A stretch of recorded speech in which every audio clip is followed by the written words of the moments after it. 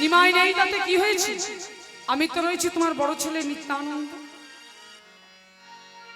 তুমি আমাকে পেয়ে তোমার বড় ছেলের শোক ভুলেছিলে।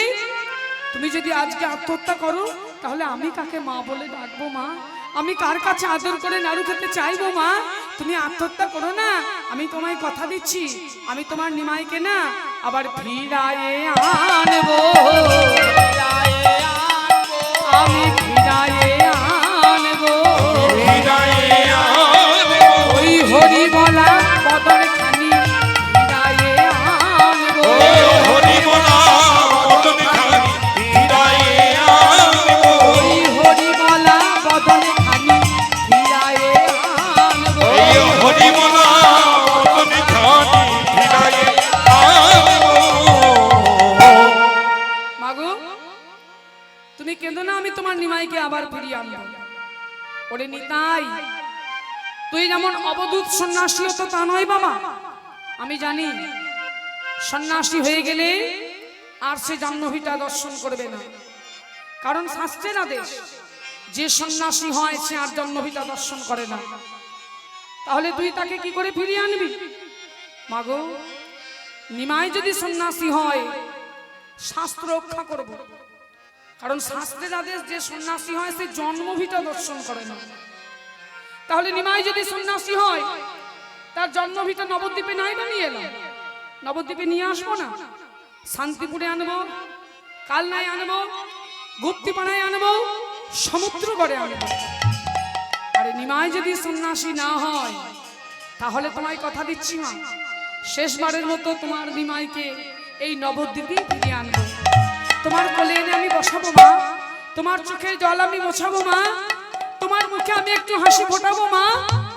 শুধু তুমি আমায় কথা দাও, তুমি আত্মহত্যা করবে না।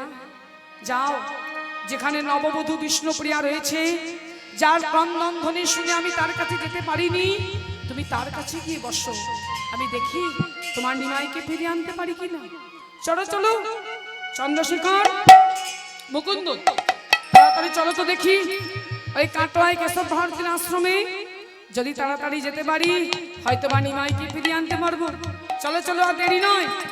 ও মা, আমরা গৌর হরিকে ফিরিয়ে আনতে যাচ্ছি, উলধ্বনি করবেন না? মায়ের বাবারা হরিধ্বনি করবেন না? জগ জনতারণ কারণ ধার,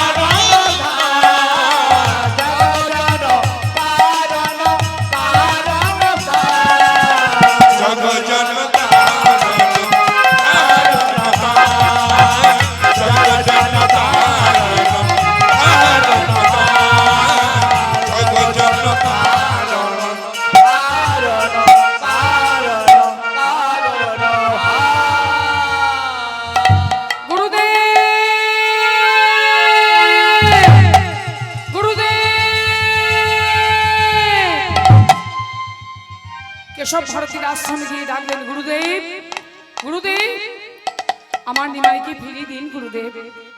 আমি আমার মাকে কথা দিয়ে এসেছি, মায়ের কোলে নিমাইকে বসাবো, মায়ের চোখে জল মোছাবো, মায়ের মুখে একটু হাসি ফোটাবো। গুরুদেব, ফিরিয়ে দিন আমার নিমাইকে।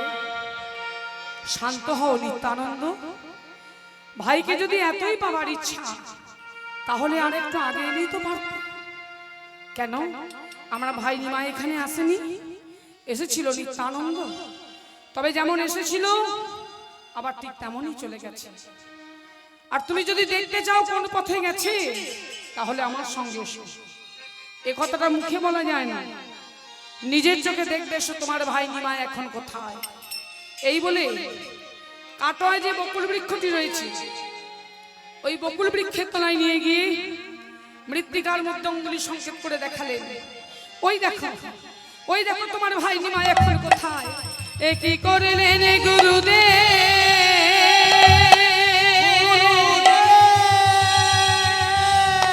ও ওই তো আমার নিমাইয়ের মাথা চাচড়ি চিগুড়কে ওই কেশদি কত মালতীর মালা বেঁধেছে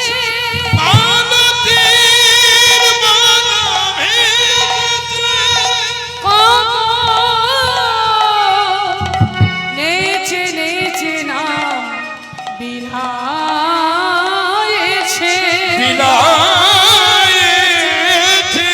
তবে আমার নিমাই সন্ন্যাসী হয়ে আমার নিমাই সন্ন্যাসী হয়েছে। হ্যাঁ নিত্যানন্দ, তোমার ভাই এখনো সন্ন্যাসী হয়েছে, আর সন্ন্যাসী হওয়ার পর তার কি নাম হয়েছে জানো? শ্রীকৃষ্ণ চৈতন্য মহাপ্রভু মহাপ্রভু করুণার অবতার মহাপ্রভু মহাপ্রভু পারের কান্ডারি মহাপ্রভু করুণার অবতার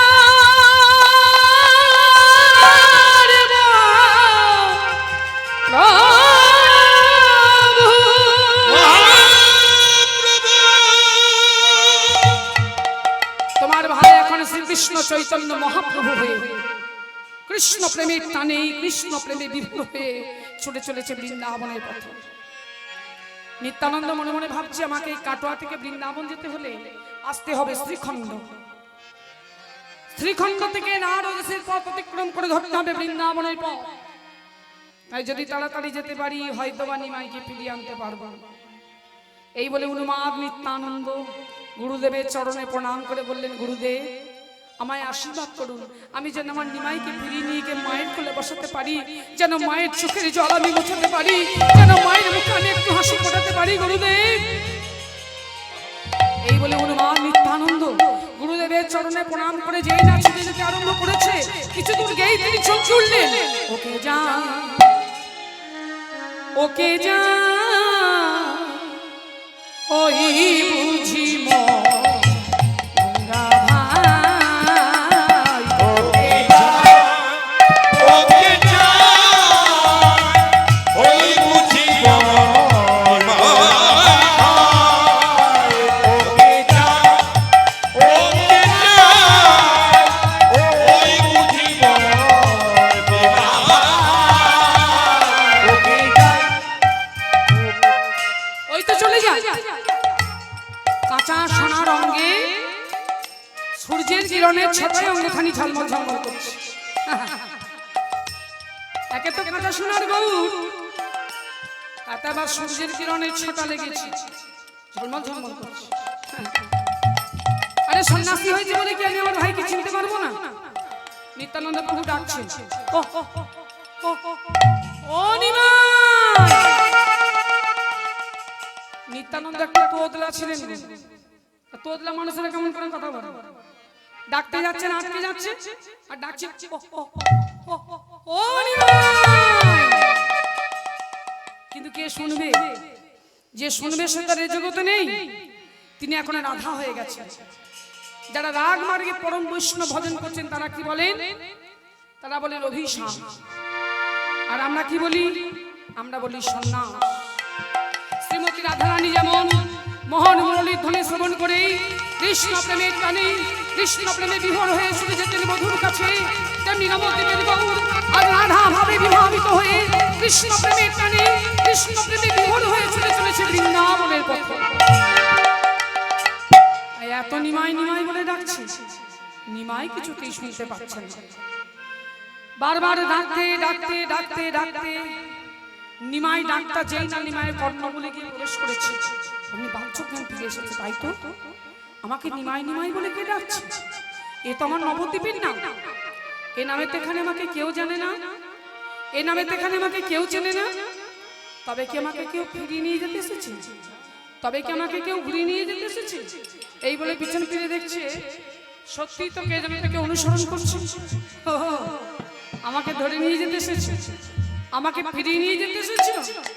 না না, ধরতে আমায় পারবে না গো, ধরতে আমায় পারবে না গো, যাব বৃন্দাবনে।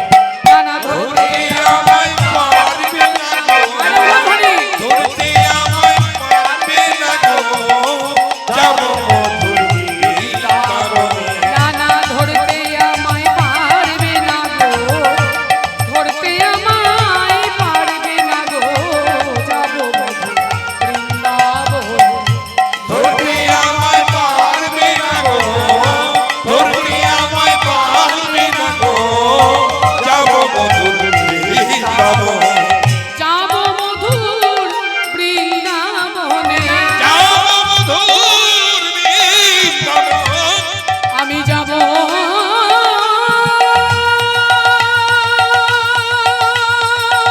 মধুর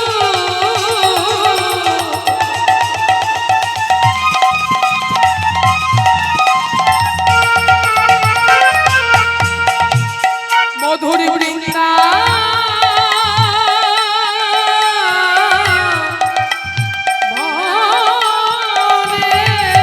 আমি যাব,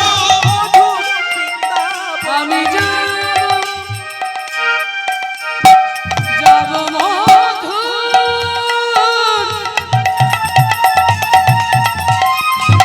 মধুর বৃন্দাবনে।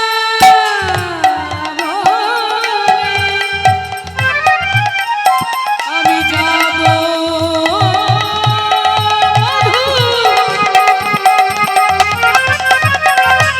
মধুর বৃন্দাবনে। আমি যাব, আমি যাব, যাব, যাব বৃন্দাবন,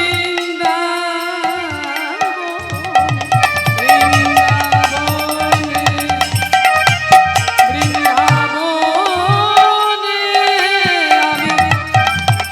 আমি আমি যাব, যাব, যাব, যাব মধুর বৃন্দাবনে, যাব মধুর বৃন্দাবনে, যাব মধুর বৃন্দাবনে। আমি যাব বৃন্দাবনে। ধরতে আমায় পারবে না গো, হরি বল, হরি বল। ধরতে আমায় পারবে না গো, যাব মধুর বৃন্দাবনে। ধরতে আমায় পারবে না গো, ধরতে আমায় পারবে না গো, যাব মধুর বৃন্দাবনে। যাচ্ছি তোকে বৃন্দাবন। বউটা কেঁদে মরছে, মাটা কেঁদে মরছে, আর উনি এখন চলেছেন বৃন্দাবন। হ্যাঁ গো, নিজেই শিক্ষা দিল যে কলিকালে সন্ন্যাস ধর্ম নেই, আর নিজেই চলেছে সন্ন্যাসী হয়ে। ওরে শোন শোন, তুই আমার ছোট ভাই গৌরাঙ্গ, আর আমি তোর বড় ভাই নিত্যানন্দ। তুই কৃষ্ণ প্রেমে বৃন্দাবন যেতে চাইছিস, আর আমি গৌর প্রেমে তোকে ধরে নিয়ে যেতে এসেছি। আর প্রমাণ হবে তোর কৃষ্ণ প্রেম বড় নাকি আমার গৌর প্রেম বড়। দুজন দুজনকে ধরবার জন্য ছুটছে বাবা। চৈতন্য মহাপ্রভু আমার কৃষ্ণ প্রেমের টানে বৃন্দাবনে পথে ছুটছে কেমন ভাবে, বলে আমি হরি বলবো, রাধা মদন হে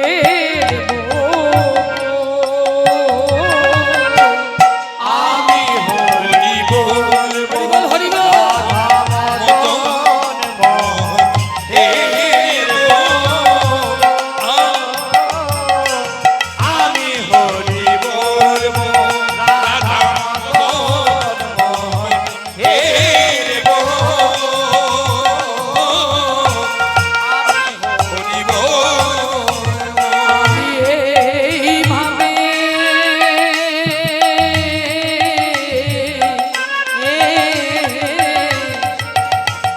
আমি এইভাবে ব্রজের পথে, একইভাবে ব্রজের পথে চলবো গো। আমি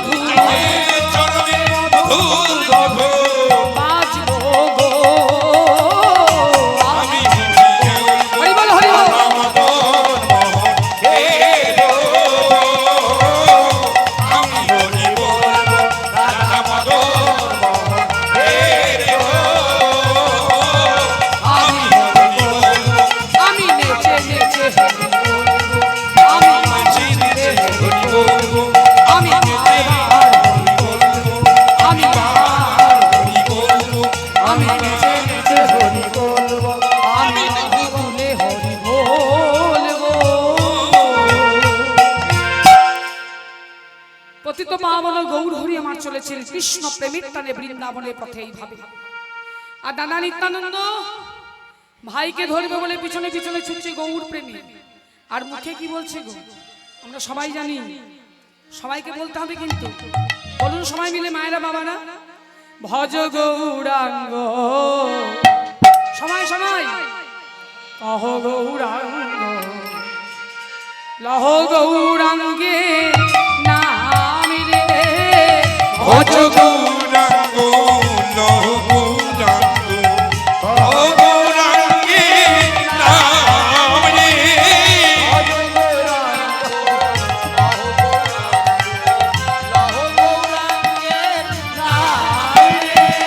ভজ গৌরাঙ্গ লহ গৌরাঙ্গ, লহ গৌরাঙ্গে নাম রে। যে জনা গৌরাঙ্গ ভজে সে হয় আমার প্রাণ রে, যে জনা গৌরাঙ্গ ভজে সে হয় আমার প্রাণ রে। যে জনা গৌরাঙ্গ ভজে সে হয় আমার প্রাণ রে, যে জনা গৌরাঙ্গ ভজে সে হয় আমার প্রাণ রে, ভজ গৌরাঙ্গ কহ গৌরাঙ্গ, লহ গৌরাঙ্গে নাম রে। ভজ গৌরাঙ্গ কহ গৌরাঙ্গ, লহ গৌরাঙ্গে নাম রে। আর দিন গেলে হা গৌরাঙ্গ একবার বলে রে, সেজন আমার হয় আমি হই তার রে, ভজ গৌরাঙ্গ হরি বল হরি বল। ভজ গৌরাঙ্গ কহ গৌরাঙ্গ, লহ গৌরাঙ্গে নাম রে। ভজ গৌরাঙ্গ লহ গৌরাঙ্গ, লহ গৌরাঙ্গে নাম রে। এইভাবে দাদা নিত্যানন্দ ছুটছে ভাইকে ধরবে বলে গৌর প্রেমে। দুজন দুজনকে ধরবার জন্য ছুটছে মামা, কিন্তু কেউ কাউকে ধরা পাচ্ছে না। কেন না তিনি ধরা না দিলে তো তাকে ধরা পাওয়া যায় না বাবা। তাই ধরা দিলেন। কেমন ভাবে ধরা দিলেন? দাদার ওই সখ্য প্রেমকে রক্ষা করে ধরা দিলেন, উপদেশ দান করে ধরা দিলেন। কেমন ভাবে না 3 দিন আরদেশ মহাপ্রভু আমারে করেন ভ্রম, করেন ভ্রম, আর কোথাও তিনি কৃষ্ণ নাম না শুনিয়া করেন ক্রন্দ, করেন কন্দ। বদনটা বড় মলিন হয়ে গেল, মনটা বড় খারাপ হয়ে গেল। কেন গো? আচ্ছা মায়েরা সন্ধ্যাবেলায় টিভিতে সিরিয়াল দেখেন তো, তেঁতুল পাতা, গীতা এলএলবি, কথা কলি দেখেন তো। আচ্ছা সন্ধ্যাবেলায় যদি কারেন্টটা পালিয়ে যায় কেমন লাগে? মরণ নয়, সারাদিন ধরে গেল গিয়ে সন্ধ্যাবেলায় কারেন্টটা পালিয়ে যেতে হলো, খুব রাগ হয় মায়ের। হ্যাঁ কেন না সিরিয়ালটাকে খুব ভালোবাসেন তো, এরপরে কি হবে দেখতে হবে তো। যে যে জিনিসটা ভালোবাসে গৌরহরি আর কাঁদছেন কেন? বদনটা বড় মলিন হয়ে গেল, মনটা বড় খারাপ হয়ে গেল। কেন না যে কৃষ্ণ নাম ভালোবাসে, যে হরি নাম ভালোবাসে, সে না শুনে থাকতে পারে না। মহাপ্রভু আজ কাঁদছেন কেন? আজ 3 দিন হয়ে গেল, আর আরো দেশের পথে পথে এত নেচে বেড়ালাম, এত হরিনাম গান করলাম, কিন্তু কারোর মুখে আমি একটু কৃষ্ণ নাম শুনতে পেলাম না। পৃথিবীতে এমন একটা স্থান আছে আমি তা জানতাম না, যাদের ঘরে খোল করতাল বাজে না, যারা হরিনাম বলে না। আজ 3 দিন ধরে আমি আরো দেশের পথে পথে এত নেচে বেড়ালাম, কিন্তু কারোর মুখে একটু কৃষ্ণ নাম শুনতে পেলাম না। কর্ণয় আমার উপবাসে রইল, উপবাসে রইল, আজ 3 দিন কৃষ্ণ নাম শ্রবণ করিনি, শ্রবণ করি। এমন কি কেউ নেই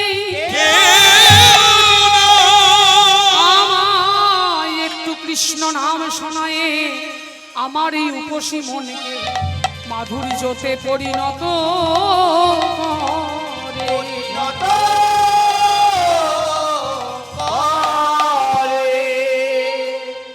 এই বলতে বলতে যেই না মহাপ্রভুর চোখের জলের ধারা নেমে এসেছে, আর সেই জলের ধারা যেই না বীরভূম জেলার আরদেশের মৃত্তিকায় পড়েছে, অমনি মহাপ্রভুর চোখের জলের ধারা থেকে জন্ম হলো ভক্তি।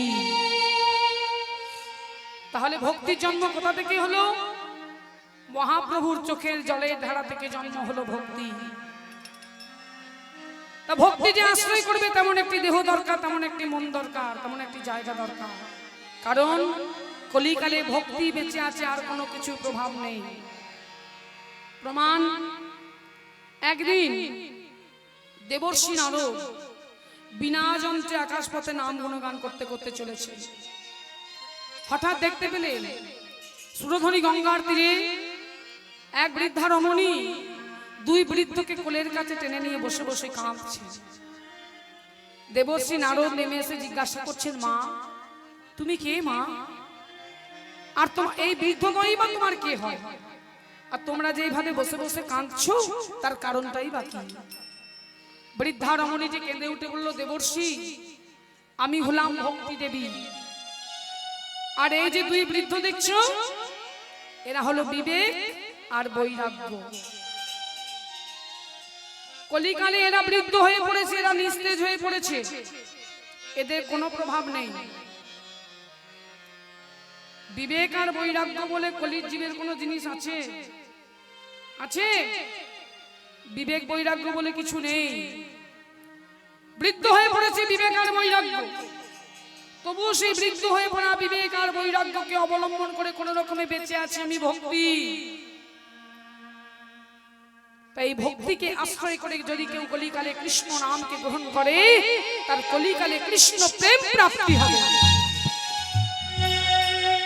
এই ভক্তির জন্ম হলো কোথা থেকে? মহাপ্রভুর চোখের জলের ধারা থেকে। কিন্তু ভক্তি যে আশ্রয় করবে তেমন একটি দেহ দরকার, তেমন একটি মন দরকার, তেমন একটি জায়গা দরকার। সমস্ত জেলার মধ্যে বীরভূম জেলাতে সবচেয়ে বেশি জ্ঞানীগুণী পণ্ডিত ব্যক্তি ছিলেন। কারো হৃদয়ে গিয়ে ভক্তি আশ্রয় নিল না। ভক্তি গিয়ে আশ্রয় নিল কোথায়? দেখুন, দেখবেন আমাদের এই গ্রামে গঞ্জে ছোট্ট ছোট্ট কালো কালো রাখাল বালকেরা খালি গায়ে, হাতে একটা পাঁচুনি নিয়ে, কাঁধে একটা গামছা নিয়ে সকালবেলায় মাঠে যায় গরু চড়াতে। এত জ্ঞানী পণ্ডিত ব্যক্তি থাকতে ভক্তি গিয়ে আশ্রয় নিয়েছে ওই কালো কালো রাখাল ছেলের হৃদয়। ভক্তি যে আশ্রয় নেবে তেমন একটি দেহ দরকার, তো জায়গা দরকার, তো নাহলে ভক্তিটা তো প্রকাশ পাবে না। হ্যাঁ গো মা, আচ্ছা কাঁসার জায়গায় টক রাখলে কি হয় বলুন দেখি? টকে যায়। কোন জায়গায় ভালো থাকে? পাথরের জায়গায়। তাহলে টক আবার টকে যায় যদি ঠিক মতো জায়গা না পায়। হরি বল হরি বল হরি বল। তাই ভক্তি যে আশ্রয় করবে তেমন একটি জায়গা দরকার। যেমন তেমন দেহে ভক্তি আশ্রয় নেয় না বাবা। শাস্ত্রে বলছে, জানি দেশে যার দেহে অপরাধ প্রচুর, অপরাধ প্রচুর, আর কৃষ্ণলতা বীজ তাহে না হয় অঙ্কুর। নিতাই